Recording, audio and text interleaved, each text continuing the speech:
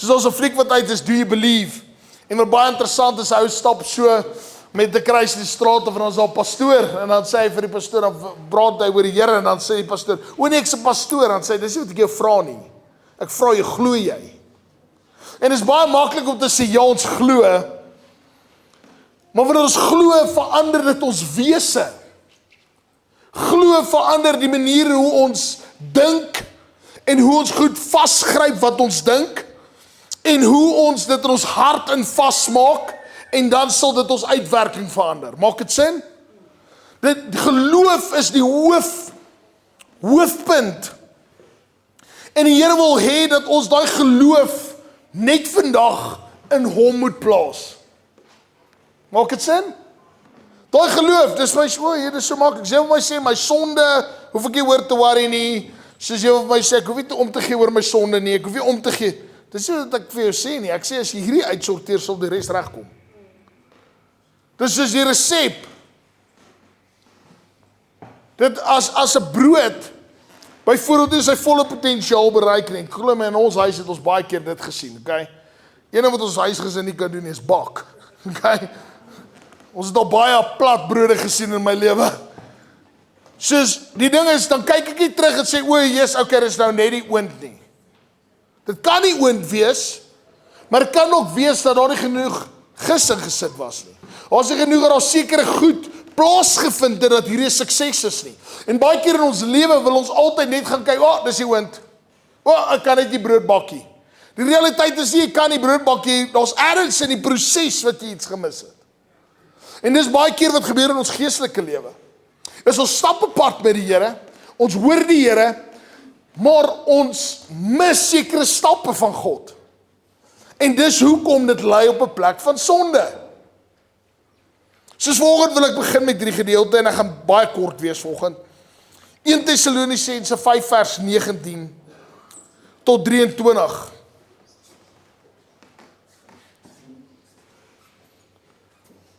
Dan sê hy, blus die gees nie uit nie. So hy begin met dit. Wat se gees? Miskien is dit 'n foreign konsep vir jou. Wat se gees praat die Bybel van? Hy praat van die Heilige Gees. Hy sê blus die gees van God nie uit nie. Dan sê hy, verag die profesie nie. Beproef alle dinge en behou die goeie. Kyk, daar is die skrif wat die meeste uit konteks al geruk was ooit. Ek kan nie vir verduidelik hoeveel dronke ouens het ek al gehoor daai ding vir my sê nie. Dis nie wat daar staan nie, okay? Hy sê, blus die gees nie uit nie, verag die profesie nie, beproef alle dinge en behou die goeie. So hy sê, partykeer gaan daar profesie wees, wat vir daai oomblik nie vir die seisoen is nie. Hy sê, behou dit wat goed is, en dit wat nie goed is nie, laat dit gaan. Okay? En dan kom hy verder, dan sê hy, onthou julle van elke vorm van kwaad. So hy verduidelik vir ons, hoe moet ons onsself weghou van elke vorm van kwaad. Is julle by? Elke vorm van kwaad. En dan begin hierdie is die gedeelte, en dis waar ek vandag wil by stiek. Is vers 23. Dan sê hy, mag hy die God van vrede. Ek wil vandag vir sê, mag hy die God van vrede. Jy moet verstaan, hy die God van vrede. As God die God van vrede is, kan ons vrede op 'n ander plek kry? Nee, want wie? Hy is die God van vrede. As jy wil werklik vryheid hê, kan jy dit net by God kry. Maak dit sin vandag? Die enigste plek waar jy werklik vrede kan kry, is by God. Weet jy wat sy hartseer ding? Baie keer is ons in die kerk, maar ons soek nog steeds ons vrede op 'n ander plek. Was julle al daar, miskien is net ek het nog, miskien is ek enigste wat sulke gedoen. Mag hy die God van vrede julle volkome heilig maak. Wie moet dit doen? Mag die God van vrede julle volkome heilig maak. So Here sê, kan jy weer terugkom by my, om te sê, ek fokus op Jesus, want sodra ek deel is van hom, sal dit goed gaan met my.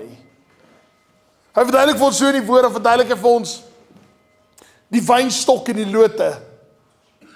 En dan verduidelik hy vir ons dat ons moet ingeënt word in hom. Ek weet nie of julle al ooit gesien het 'n drywerboord wat iewes skielik suurlemoene oplewer nie. Dit kan nie, want hy's ingeënt in die hoofwingerd. En omdat hy ingeënt is, al wat hy kan gee, is dit wat hy kry van sy hoofsos. Maak dit sin? Jy kan alleenlik kry by God dit wie hy is. As jy nie God het nie, kan jy nie God kry nie. As jy nie in hom vashou nie, en nie uit hom uittap nie, gaan jy uit jou eie gedagtes uittap. En dis kom die Here dit vir ons duidelik maak ook, dat ons moet in gemeenskap wees, want hier verduidelik hy vir ons, hy sê, blus die gees nie uit nie, verag die profesie nie, gaan jy vir jouself profeteer? Want dan kan jy maar net self beoordeel, en dit gaan altyd goed wees in jou hoë. Ek beloof dit vir jou.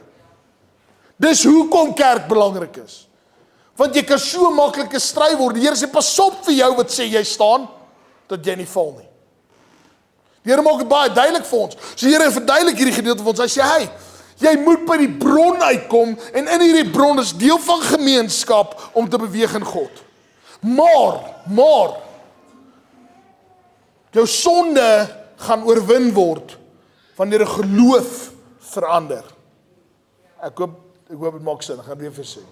Jou sonde gaan verdwyn wanneer jou geloof verander. Wanneer jy in 'n ander wingerdstok is, jy kan nie as 'n wingerdstok net al lê, en hy sterf, en hy gaan tot niet, en die blare val af, en daar's niks meer waarde nie, en alles is die rede daarvoor, is omdat hy nie ingeënt is, in wat nie? In die wynstok nie. As die lood al lê, gaan hy tot niet gaan. Net so met ons, as ons nie in God is nie, verdwyn ons. Ons breek weg. Ons kry nie water nie, ons kry nie lewe nie. So hy sê hierso, en sê, mag hy die God van die vrede julle volkome heilig maak. Volkome. Dan gaan hy verder, hy sê, en mag julle gees, siel en liggaam geheel en al onberispelik bewaar word by die wederkoms van ons Here Jesus Christus. Soos hy verduidelik vir ons hierdie gedeelte. Dis awesome. Okay.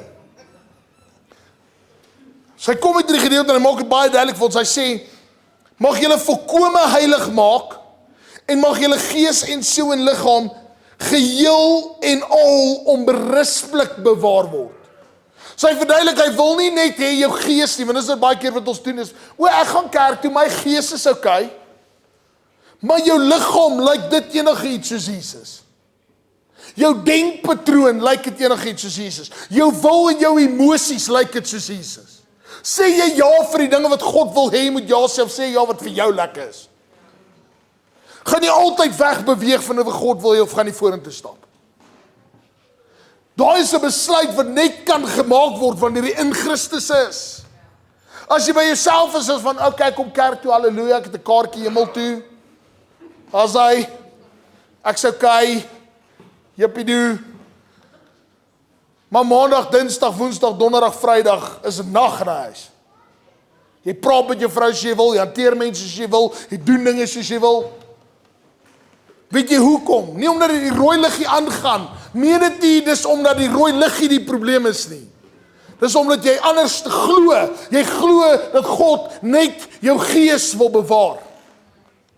God wil nie net jou gees bewaar nie. God wil nie net die dag wanneer jy asem uitblaas, daai gees hê nie. Hy wil nou jou siel en jou liggaam ook gebruik. En wanneer jy daai keuse maak, verander dit jou wese. Is jy daarby? So hy verduidelik hierdie gedeelte, hy sê, en mag julle gees, Okay, dis ons geestelikheid.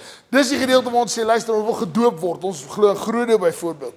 So ons sê, weet jy wat, ons word groot gedoop, want dis 'n bibliese beginsel, Jesus ons gegroot doop, hy verduidelik dit vir ons, so ons gaan deur die water en sê, yes, okay, nou is my gees gekonnekt met die Here. Maar nou as jou gees met God gekonnekt word, mense kyk nie na jou gees as hulle wil Jesus sien nie. Hulle kyk na jou dade, hulle kyk hoe jy lewe, hulle kyk hoe jy lief het, hulle kyk hoe jy omgee, hulle kyk hoe jy die ekstra myl sal stap. En dis baie keer waar Christendom 'n probleem raak. Is ons gaan wat die maklikste pad is, in plaas van dit wat die goddelike pad is. Maak dit sin as ek dit sê? Is dit maklik? Verseker nie. Is dit moeilik? Ja, dit is. Het ons mekaar nodig? Verseker. Het ons God nodig? Definitief. Soos die Here maak dit duidelik vir ons, hy sê, mag julle gees, siel en liggaam, soos net gehou vandag, siel. Wat is my siel? Dis my denke, dis my wil, dis my emosies. Ek wil jou vandag vra, word jy deur jou emosies gelei, word jy deur God gelei? Dink dit geraan. Word jy deur jou emosies gelei, word jy deur God gelei? En weet jy wat doen ons dan baie keer? Dan wil ons God koppel aan ons emosies en God 'n emosionele God maak, wat hy ook nie is nie. Hy het emosies, maar hy is nie van nature die heeltyd onstabiel emosioneel nie. Maak dit sin as ek dit verduidelik? Ons sien telke male waar die gees bedroef raak, waar hartseer raak. So ons sien emosie. Ons sien dit duidelik in die woord van God. Maar omdat ons dink dat God soos ons emosies, dan is hy lief vir jou, dan is hy nie lief vir jou nie. Dan is hy sy kind, dan is hy nie sy kind nie. Dan hou hy van jou, dan hou hy minder van jou. En eintlik is dit net jou emosies wat jou rondlei, in plaas dat God se woord sê, dat Christus het vir ons gesterf, sodat ons vir ewig kinders van God kan wees. Dan is jy besig, as jy daai waarheid glo, dan kan die vyand jou nie kom rondjaag nie. Dan weet jy in wat se geloof jy kan staan. Want nou is dit nie wanneer sê, ja, maar dit voel nie so nie. Jesus my vriend, as ons alles net moet voel. Jy gaan nie altyd voel dat jou vrou jou lief het nie. Jy gaan nie altyd voel dat jou kind jou lief het nie. Jy gaan nie altyd voel dat jy goeie werk doen met die werk nie. Ons kan nie net op gevoelens gaan nie. Ons moet ergens begin sê, God is bo ons gevoelens. Wat baie interessant ook vir is die Here gee die volgorde hoe daai moet loop. Hy noem nie eers liggaam. Hy sê nie kry eers jou liggaam in orde nie, want dis wat sonde doen. As ons sê fokus op die sonde, dan kry ons eers die liggaam reg, voordat ons probeer die gees reg kry. Dan is ons besig om die liggie, die karliggie, engine liggie uit te haal. Maak dit sin? Want ons verkeerd, ons moet dit die regte volgorde doen. En hoe is dit? Ons moet eers ons hart vir God gee. Sê, Here, ek wil U pad volg. En dan moet ek begin die woord gebruik as 'n sif vir die woord van God. Maak dit sin volgend? Ek moet dit gebruik. Sê, okay, Jesus, maar ek voel nie 'n kind van die Here, maar wat sê die Bybel? Die Bybel sê dat as ek my hart vir die Here gegee het en ek volg hom, behoort ek aan wie? Aan hom. Soos as ek nie so voel nie, verander dit die situasie. Nee. En wanneer ons dit begin doen, dan begin 'n realiteit belangriker raak as ons emosie. En dan begin ons stabiele Christene kry. En dan begin ons liggaam in orde kom met God se woord. Maak dit sin vandag? Hier is 'n cheat code tot oorwinning, okay? Hierdie is 'n lewe verander. Ek beloof vir jou, as jy hierdie ding verstaan, gaan jy uitstap goed wat jy nog nooit reg kry, jy gaan reg kry. Maar jy gaan dit nie alleen op jou eie reg kry nie. Jy gaan dit nie gemaklik reg kry nie. Dit gaan 'n battle wees om te sê, my emosie praat nie nou die waarheid nie. God se woord is belangriker as my emosie. En dis dit wat hierdie dinge verander. Imagine toe Anika vertel het nou, toe sê sy, jy kom by die vrou, sy is getrein en sy sê, Here, wat moet ek vir die vrou sê? Imagine sy kom soos van, emosioneel voel dit nie vir reg om nou met die vrou te praat nie. Sy kon dit gesê het, maar is dit hoe sy gereageer het? Nee, Here, wat wil U vir hierdie vrou sê? Ek beweeg verby my emosie, sodat God kan heerskappy kry. Hoeveel van julle, baie keer dan sê die Here, gee dalk hierdie woord af vir iemand. Dan sê ek gaan dit nie afgee nie want ek voel nie dit ek voel ongemaklik of dit gaan ook nie vir my lekker wees nie of dit mag dalk vir iemand offensive wees. Het julle dit al gekry? Kan die Here ons help dat ons net soos hoor net my hart, ek wil net met jou deel. Jy kan en raar moenie sê die Here praat vandag broer en asseblief nie met daai goed nie. Dis net van weet jy wat, ek het tyd so meer spandeer, dis wat ek beleef het. Ek wil net by jou hoor. Miskien maak hierdie vir jou sin, dis wat die Here my gewys het. Want daai kan baie keer jou lewe verander. En net omdat ons nie luister vir die Here nie, mis ons dit. Maak dit sin vandag? Soos hiermee wil ek vandag eindig. Is jy bereid om te sê, Here, ek kom lê hierdie dinge voor U neer. Want jy kan die uitstap volgend presies dieselfde as wat jy ingekom het. Of volgend kan die pivot wees wat jou lewe verander vir ewig. Van jy kan die uitstap en nooit weer dieselfde wees nie. Jy kan 'n lewe lei wat soos 'n man van eer is. Jy kan stap en die wêreld kan na jou kyk en jy kan nie net omdat jy fasaad opsit, kan mense sê, ja, jy lyk great nie. Mense kan in jou lewe inkrap tot die diepste wese en agterkom dat jy 'n man is van 'n ander standaard en 'n ander kaliber of 'n vrou van 'n ander standaard en 'n ander kaliber. Hoekom? Want jy kies God bo die ander. Jy kies die Here, jy kies wat reg is. Jy kies wat lieflik is, jy kies wat goed is. Jy kies om lief te hê vir die wat jou haat. Dit is net 'n keuse, mense. As jy op gevoelens gaan, sterkte as jy probeer jou vyande lief hê. Jy gaan baie lank suk om raai skrif my maat. Jy gaan aan en sê, Here, verander my gevoel. Ek wil butterflies verhoor hulle, Here, butterflies. Jy gaan lank wag, my vriend. Jy gaan baie lank wag. Maar wanneer ek 'n keuse maak om te sê ek sal hulle lief hê, ek kies dit. As sy kar gaan staan, sal ek stop en sy band verander. Nie omdat hy great is nie, omdat God great is. Dis hoekom ek dit doen. Nie om skynheilig te wees nie. Ek kies dit, want ek kies om God se woord bo my emosies te stel. En dan begin die kerk lyk soos iets. Dan begin die kerk loop soos iets. Dan begin die kerk wees wat God wil hê hy moet wees. Soos as jy op 'n plek is waar jy sê, Here, waar ook al jy self bevind, of op 'n plek is waar jy regtig die Here beleef en of jy voel, Here, alles val plat om my, wat hy sê. Sê die Here, ek sê dra. Here sê ek sê dra. Maar ons gaan moet 'n keuse begin maak. Ons gaan moet 'n keuse maak vir watse kant staan jy? Staan jy vir God of staan jy vir die wêreld? Volgende het jy hierdie keuse om te maak. Sê Here, ek wil 'n man wees van eer.